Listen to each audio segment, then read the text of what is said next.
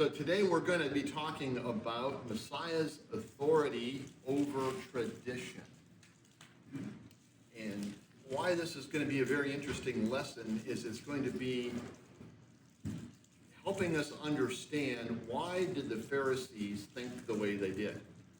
I'm going to dive very deep into the Pharisaical approach in what they're looking at. So our text for today is coming out of Luke 5:30, chapter 5, 33 through 39.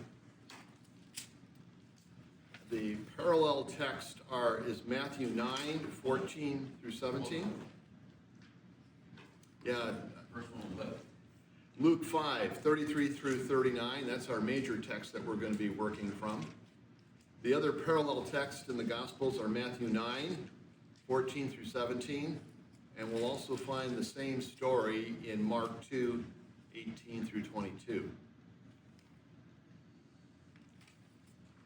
So just as a review, what's been happening in the Gospels here, what has been transpiring. Remember that Jesus set up his headquarters in Capernaum. He traveled to various towns in Galilee, preaching and teaching.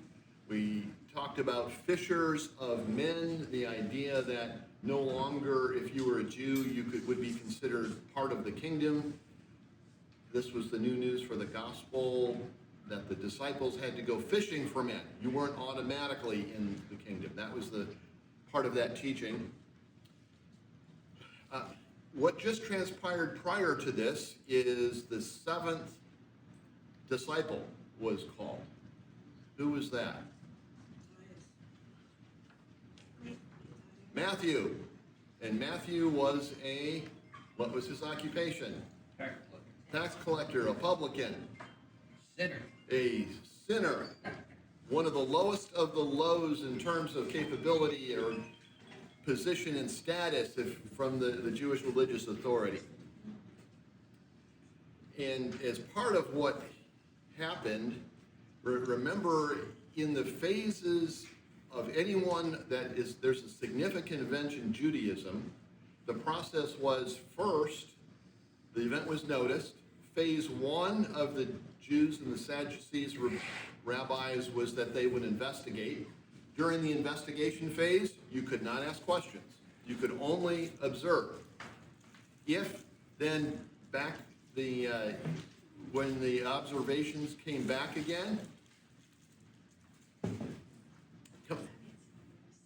come on in. We've got some seats going. Or you can go front and center.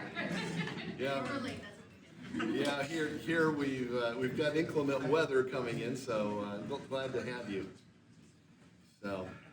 You just have to behave yourself. I will be throwing things backwards. Everybody's watching. That's why you guys are back there. Oh, well, it's good. We've got a full class on such a inclement weather day. That's good. Right. Yeah. Judy's fault. Oh, great. So remember, that's what's been happening. That the first phase of investigation was observation. They would return back to the Sanhedrin. The 70 plus 1 would discuss if it was significant. Then you were allowed the second phase to begin, where you could ask questions. So the Pharisees now, we will learn, have the ability to ask questions. So our major passage today is found in Luke 5, 33 through 39. We're going to be talking about Messiah's authority over men. Now I'm going to do a very quick, fast, deep dive. This is quite an important understanding of how did the Pharisees think. Why did they think the way they did? So I'm going to take about 15 minutes. I'm going to go fairly fast. Hopefully we'll get an understanding of this what we would call rabbinic Judaism. So remember, about 400 years ago, the Israelites came back out of exile from Babylon, and they were sent out to exile because they had violated the law. In Deuteronomy, I think it was Deuteronomy 34, that God in his were told what would happen to you if you did not obey my commandments. And what would happen is they would be sent into exile. That's what happened. They come back. Remember Ezra and Nehemiah? Ezra was the scribe. Nehemiah was more the leader. That's what happened during that time. So what did Ezra do? We're going to dive a little bit into Ezra. So if you'd like to look to Ezra chapter 7, verse 10. Ezra 7, 10. Now, remember Ezra is after 1st and 2nd Kings, 1st and 2nd Chronicles, Ezra and Nehemiah. I have to keep reminding myself where that is. Ezra what? Ezra chapter 7, we're going to look at verse 10 for a moment. Ezra 7, verse 10. For Ezra had set his heart to study the law of the Lord and to practice it, and to teach his statutes and ordinances in Israel. Remember that the Jews of the time prior to the exile forgot the law. They didn't obey it. So Ezra is saying, we're going to fix that. We're going to make that a change. So let's also look at Ezra chapter 9, verse 1 and 2. Ezra 9, 1 and 2. And now when these things, that's when after some of the kings had delivered the edict to the king, the princes approached me saying, the people of Israel and the priests and the Levites have not separated themselves from the people of the land. That's the important part. According to their abominations, those of the Canaanites, the Hittites, Perizzites, Jebusites, Ammonites, Moabites, Egyptians, and Amorites. So what's happening here? Ezra is saying the people have not separated themselves according to the commands. So Ezra is he's going through this thing. We went into exile. We were such an abomination to God. We have to make sure that we bring the law back again. So Ezra began teaching. He began saying, remove yourself from all of the pagan activities. And we can still see here what I'm going to call biblical Judaism. It's Bible-based, it's Torah-based Judaism. Ezra is not adding to the law. He's saying, obey the law. So there's a fear. You see the fear starting to develop? We went into exile because we did not obey the law. So are they back in Israel now? You're back in Israel, just in the days that the temple, Solomon's temple was destroyed. They're starting to rebuild the temple. They're rebuilding the walls around Jerusalem. But we don't want to ever be in this position again. So we're going to do something about it. So this mindset started to develop. The mindset said, let's not ever come close to this kind of disobedience again. We don't want to do this again. This was very painful. So what do? Oh, ignorance. Ignorance was the enemy. People didn't know the law. Let's fix that. So let's make sure the people know the law. What about the people that already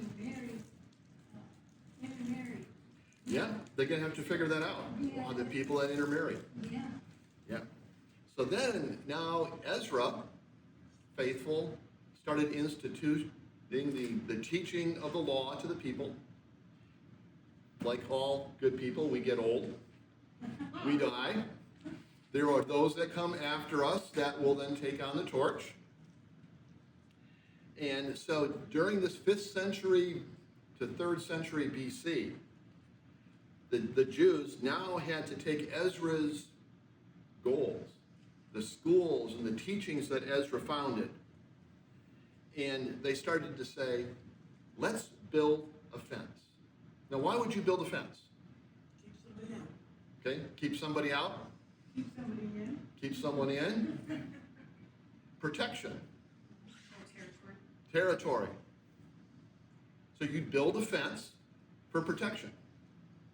So the rabbis started to build a fence around the law in the Torah to protect the people from disobedience. Is that a bad thing to do? It's not gonna work, but Is building a fence a bad thing? No. No. Started out, good intent. Okay, now we're going to see what happens as time progresses. So, the idea of the fence is to prevent accidental violations of the law. I needed that the other day. I was driving in a different town, and I came up to a red light. I'm making a turn on red, and as I get halfway through the intersection, I see the sign that says, "No turn on red." And I'm thinking, I'm guilty. You know, I'm just thankful there wasn't a law enforcement there. But yeah, it would be nice if there was a gate there that said no turn on red so I couldn't turn on red. Yes. It would be nice to have that fence, wouldn't it? Yeah. Okay, so it's to create the safeguards to help the common people of the time protect them from violating the law. But now what happens? The fence starts to become important. So now we're going to start to put rules to build that fence. What happens if there's a hole in the fence? You want to patch it up.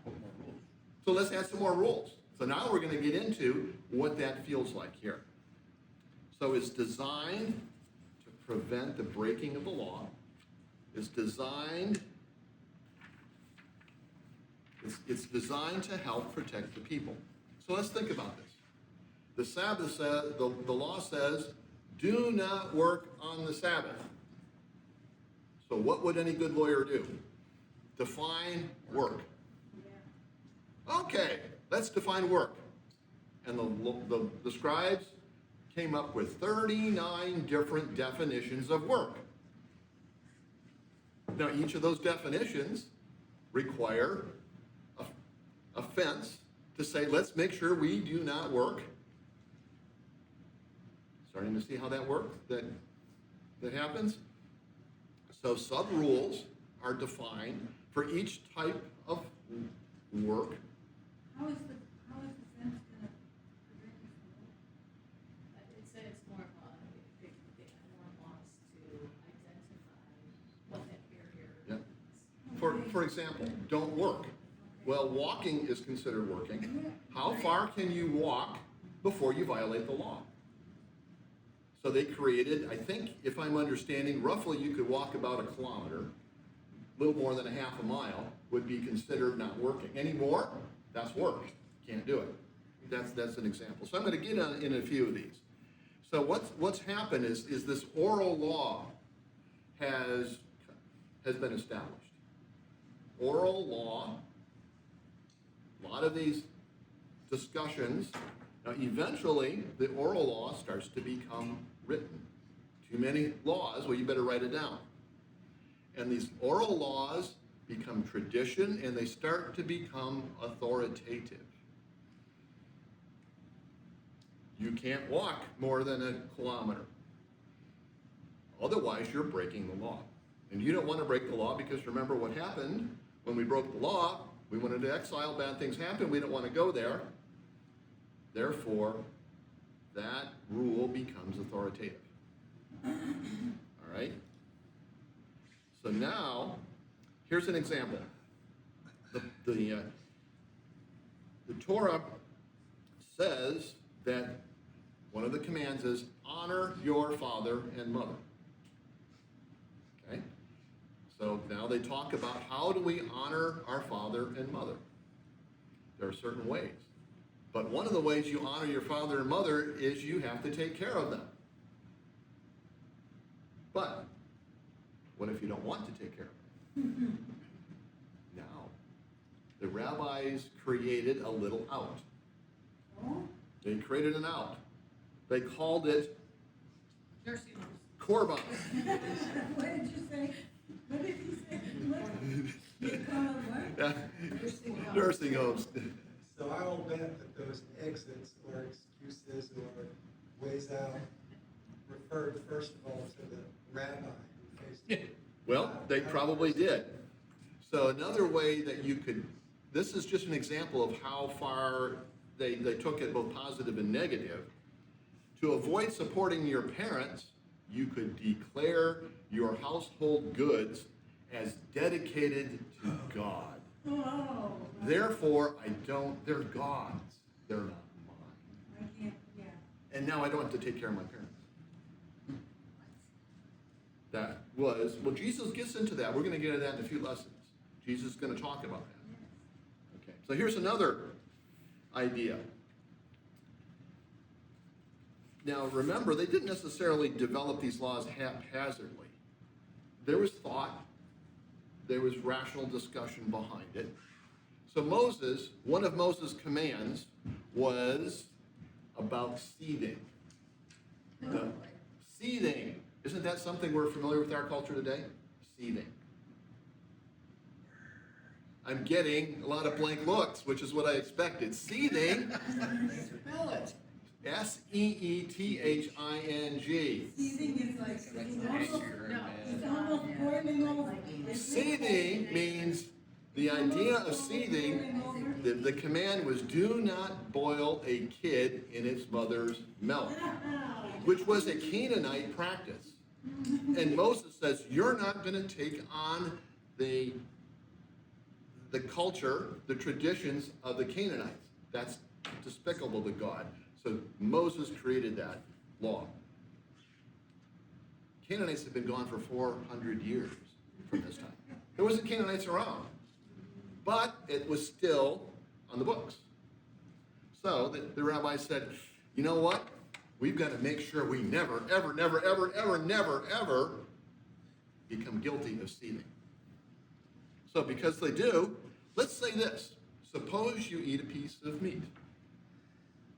And with the meat, you drink a glass of milk. Oh, there's a probability that the meat came from the mother. The mother, yeah. Oh, we can't break the law. That would be breaking the law, even though it hasn't been done for 400 years and the purpose completely forgotten.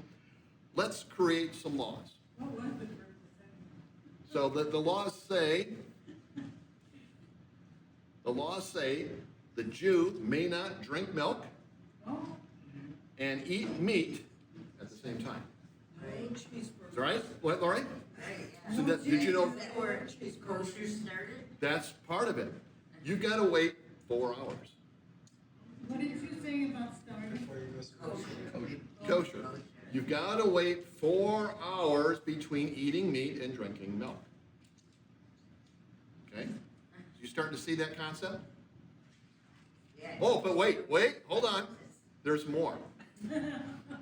There is more to this. Because remember, you got to build a fence. And in that fence, you might have a little crack, and you got to patch the crack. So let's patch the crack here in this fence. So, okay, suppose at noon you chose to eat your daily meal. And you take a plate, and on this plate is some cheese. And you eat the cheese. After you eat the cheese, you put the plate away, you scrub it, clean it, put it in the shelf. But there may be a tiny speck of cheese still on that plate. Can't use it for meat. See where this is going? Let's see. In the evening, you choose to eat meat. Now, you might place that meat on the plate, and that plate contacts that little piece of cheese, and you eat it, and now you're guilty of a command called seething. So what do? Separate plates. Throw it away. Separate plates. Separate plates. But wait, there's more. The more Blue plates are for is one, green plates are for another. what happens now if you accidentally get the plates confused. No, You're in trouble. Yeah, you're in trouble. Starting to sound like my. You cannot even, if you get the plates confused, you cannot ever use that plate again. You either have to throw it away or give it to a Gentile. Look, Just to confirm all this, when I was a kid and I had a friend that was very Orthodox, and I must have done the wrong thing with the plate, because the mother actually took the plate and buried it in the backyard. And I see, had no you didn't idea under, why. now you know why. Right. Yeah. So the Mishnah is this oral law now written down, about 1,500 pages of fine print. And that's what the scribes would do, is you would study that. Now, that got developed almost to the time of Jesus' birth. And then basically when Jesus was born, they considered that oral law completed. Okay? So what began as a fence for safeguard became substitutes for the law. And when we talk about legalism, that's the concept. We build a fence around things that fence becomes so important rather than the original law itself. So let's summarize this. Ezra restored biblical Judaism. Over time, the rabbis built up that fence. These rules, tradition, and regulations became very, very important, and they became sacrosanct and equal, if not more important than the law. Jesus did not reject the law. He confronted the legalism of that day that replaced God's commands with this set of new commands. That's really important to understand, because this is the reason, the core reason why the Jewish religious leaders rejected Jesus. Why? The rabbis could not fathom the Messiah that rejected these laws. The Messiah, in their mind, was going to come and help them patch those holes, fill them, make them even better. That was their view of the Messiah. So God instituted the law, He wrote the law, but they were adding to it. They added to it. Yes, and that's a really important part to think through. Now, one of those other laws and traditions involved fasting. So let's go to Luke 5:33. Luke 5, verse 33. I'm going to read it for you. Luke 5:33. And they said unto them, they being the religious leaders, the disciples of John fast often and make supplications. Likewise the disciples of the Pharisees. But your disciples eat and drink. So what we have here is the Pharisees saying, hey, we observe these fasts. Even John the Baptist observed these fasts, but your disciples don't. Why? Remember, this is one of the first questions that they're asking in this second phase of investigation. All right, so these fasts, where do these fasts come from? Well, we can see, if you just want to take a note, in Leviticus chapter 16, that there were some fasts, some annual fasts that were established by the law. But Zechariah in chapter 8 defines 4 fasts as well. So what the Jewish leaders are thinking, oh, fasts are good, let's add more fasts. Mm-hmm. Now, why do you fast? What's the purpose of fasting in this time, in this first century, why do you fast? Bringing yourself closer to God. Okay. Yeah, to observe something, yeah. Yep. Yeah, cleanse. Well, the thinking there at that time, fasting is painful. I'll admit that. Try skipping a few meals. Yeah. But you do that to inflict pain on yourself to show internal mourning and saying, I'm identifying with this problem. So you fast to punish yourself so that you can identify with a certain condition of mourning. Now, when did you fast? If you were a good Jew in the time of Jesus, when did you fast? And then Twice a week. Twice a week. On what days did you fast? Wait a second. Mondays and Thursdays. Huh. Mondays and Thursdays. Now, what were Mondays and Thursdays in that culture? What did you do? I don't expect you to know, but I want you to think about it. Mondays and Thursdays were market days. Market days, the days you went to market. Mondays and Thursdays were also days where you went to the synagogue to hear the Torah being read. Start to see what's going to happen here? I'm fasting. I'm going to market. Can't you see that I'm fasting? Oh, I'm going to read the Torah. But if you go. I'm sorry, I'm fasting today.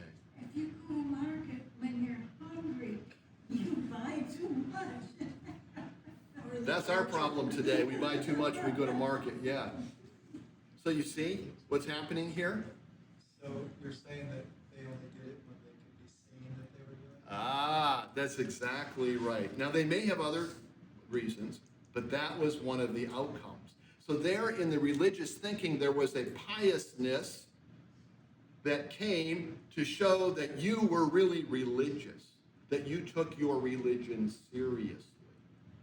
So you fasted Monday and you fasted on Thursday. And if you were a good faster and you were really fasting, you might fast Monday through Thursday. So that would be considered a 3-day fast. You'd be dead Friday. All right. So if you didn't fast, you were not pious, you were outside the culture. All right, now we're going to dig into Luke 5:34. Let's turn to Luke 5:34. Luke 5:34. And Yeshua said unto them, Can you make the sons of the bride chamber fast while the bridegroom is with them? So what is Jesus saying here? There's no reason to fast when you're in Lord's presence. Yes. If you were going to go to if the bridegroom is present, meaning a feast or a wedding ceremony is about to take place, you don't fast. You party. Yeah. So Jesus is saying the bridegroom is present. We're not fasting because the bridegroom's here. We're getting ready for a celebration. We're getting ready for a major event. See what Jesus is saying? So he's not saying fasting's bad, he's saying again, you guys made it Yep. the way you. Yes, and what we also read in the Gospels is Jesus never fasted. Never? Never fasted in the Gospels that we can see. What about the 40 days? Yeah. Well, there you got me. That was a fasting with his disciples. But you're right. Absolutely, he fasted 40 days and 40 nights. But he didn't fast on these traditional days like the Pharisees did. So what Jesus is saying, remember the question of the Pharisees is, why don't you fast? John the Baptist fast. Pharisees fast. You and your disciples don't. And the answer is because the bridegroom is present. Okay, let's go now. So, now what's interesting is that Jesus says, let's go read on. Verse 35, Luke 5:35. But the days will come, and when the bridegroom shall be taken away from them, and in those days they will fast. Now, what's interesting here is when they say taken away. If you're the Jewish culture of that day and you heard taken away, what would you be thinking? Death? Exactly. You wouldn't be thinking, oh, I'm just going to go on a vacation. If we look, for example, we would go, I have it written here somewhere if I find it, that Psalm 102, for example, you go Psalm 102:24, there's a connotation that taking away means death. So the people listening to that at the time, the Pharisees would have heard that being taken away means you will not be there because you're in a place of suffering. Yeah. Okay. So that's one of the first times Jesus is giving a hint of what's going to happen. All right, now let's go to the second analogy. Let's go to Luke 5:36. So Jesus gives three analogies. First is that of the wedding. Now we're going to talk about the garment analogy, starting at 36. And Jesus spoke a parable to them. No man tears a piece from a new garment and puts it upon an old garment. Else, he will also tear the new, and also the piece from the new will not agree with the old. Now, that's an archaic way of saying something that says you don't put a piece of cloth that hasn't been shrunk, wrapped on a old piece of garment because they're going to tear it. It doesn't fit. Because it destroys the new garment, and the old patch or the new patch isn't going to match the old. And even though, so why do you patch something? Remember this? We used to patch, you're going to holes. Yeah. Okay. So what Jesus is saying, I have not come to patch the old. See that? And that's what we're going to get in the wineskins here. Exactly. He says, I've not come to join you in patching up the Pharisaic Judaism.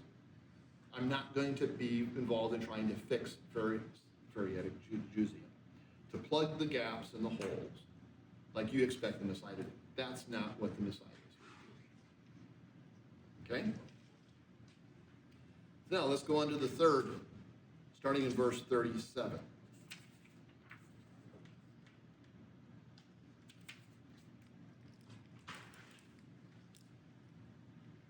And no man puts new wine into old wineskins. Else, the new wine will burst the skins, and itself will be spilled, and the skins will perish. But new wine must be put into fresh wineskins, and no man having drunk old wine desires new, for he says, the old is good. All right. So typically these sacks were made of sheepskin. So wait, drinks, he likes the old wine, doesn't want the new, that just means stick with the original law? That's where we're going to get to, Alice. Exactly. What the key point here is, and you get right to the point, is he's saying the law of Moses is still good. Yeah, it's better than the new Pharisaical rules. And the New American Standard says the old is good enough. The old is good enough. Yep. Of course, enough was added. Yep. So remember what's happening is that there's a fermentation process. It's going to expand and contract, and it will tear. So Jesus is saying, I did not come to put my teaching into the mold of the Judaic Pharisees. My teaching needs to go into a new wineskin. Why did they find it necessary to do all this, do the law? Just man? Well, remember that fence? You Start don't to protect. want to ever get to a point where you break the law, so you put the fence around it. One going to Protect. exile I again. think Yeah. it was job security. Yeah. Yeah, but you're very true. So you It's kind of can't like mix, kids. I you mean, can't, exactly. So what Jesus is saying here, I can't mix the old and the new. It doesn't mix. The old way of Judaic Phariseeism doesn't mix with the new way that I'm going to talk about here. All I right? think they'd only want to stick with what God wrote versus. You would think, but that's not what happens. But they weren't recognizing that Jesus was God. So Jesus is saying that the old wine is better than the new. The biblical Judaism is better than the teaching of the Pharisees. Now, the way that Jesus put it to the Pharisees of that day, they would have known, Pharisee, they would have known that Jesus is pointing right at them from this statement. They would have taken offense by this. They knew that Jesus is saying is attacking them. We don't quite get that connotation in our language. But there, the Pharisees present that are questioning, Jesus is definitely saying, no. So the regular people would have just been going, huh? Well, I don't know about the regular people, but we can say that the scribes are definitely doing it, all right? So, that's the gist of the lesson today, but now we have an interesting question. What about today? How does this kind of thinking meld its way into the way we work today?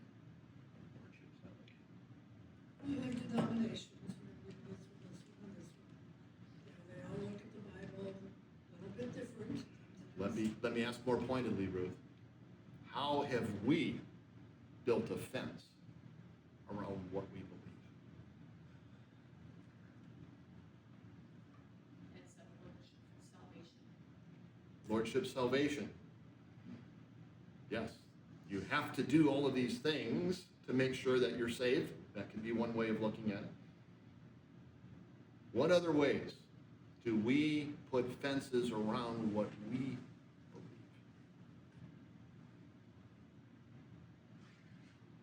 If it's something we don't want to do, we can put it on a back burner. But let's not, I think while we can criticize the Pharisees of the time, we also need to take that mirror and look at ourselves. Because in Galatians, Paul very much talks about, you foolish Galatians, are you so much abandoning the message by adding to? How do we today add to the message of the gospel? Rhetorical question, but let's not think that we are not guilty of that. Especially sometimes we've gone to churches in our past that create a whole bunch of rules. They're- Does this thing apply when you're in Rome, who's the Romans do, does that apply to what So we're that talking teaching about? of Paul, it Yes. says, I become all things to all people so that I may win them for Christ. Is this applying to this? I think it's a careful way that how do we individually, as a church, this church, and then also as a body of Christ, how do we naturally want to protect the fence around, which is not a bad thing. But if the fence becomes the means, if the fence becomes the thing that you worship, the fence becomes what you focus on, You don't get past the fence. yeah, that's the lesson for us today. So how do we guard against that? How do we guard against this type of legalism that can detract from the true message of what the gospel is? And be taller than the fence. Well, I you love got that. an advantage then, Alex. Yeah, those that are already 6'6", they can look over the fence, right?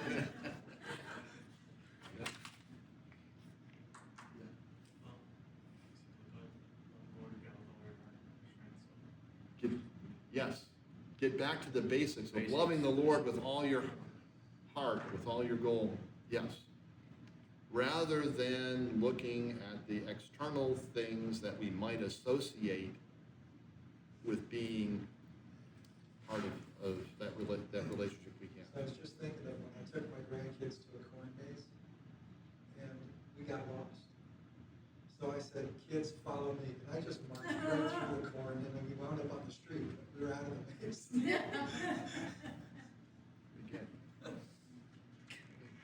Broke the wrong. So what's important? Why it's important to understand this Pharisaical Judaism as what we are going to see afterwards is the Pharisees and the scribes are going to have very much difficulty accepting the Messiah because they think this way. They could not understand or conceive of a Messiah who would not validate all of these laws. It was not part of their thinking. And you're going to see that as we move through the Gospels here. Laura? Yeah, I just think that's almost like me being Jewish, that my relatives can't validate why I believe what I believe, why I do what I do, Yes.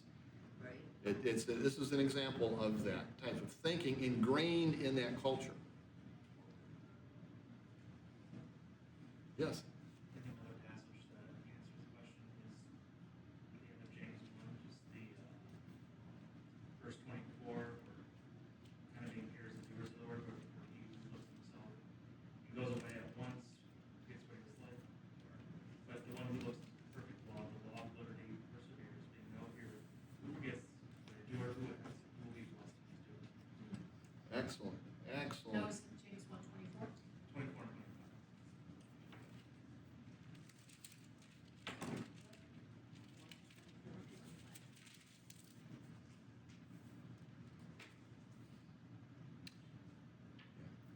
Very good. Yeah, but one who looks intently at the perfect law, the law of liberty, and abides by it, not having become a forgetful hearer, but an effectual doer, this is the man who will be blessed in what he does. But let's go on to verse 26. If anyone thinks himself to be religious, and yet does not bridle his tongue, deceives his own heart, this man's religious is worthless. Very good. So do you start to see the way that the Pharisees, the scribes, the Sadducees, their thinking process? Once we understand that, then the rest of what we start to see in the Gospels will help us understand why they questioned, why did they have such a challenge. Thank you, Lord, for the opportunity to look into your word. Lord, it is not that we do desire the knowledge and understanding, most important of all, Lord, is that relationship that you desire with us. That we seek you and not all of the fences, the protections that we may want to put around it, but in you alone we trust for salvation. So that, Lord, that we can be doing the good works that you have prepared beforehand for us to do with him, for Christ Jesus. Thank you for this day, we pray.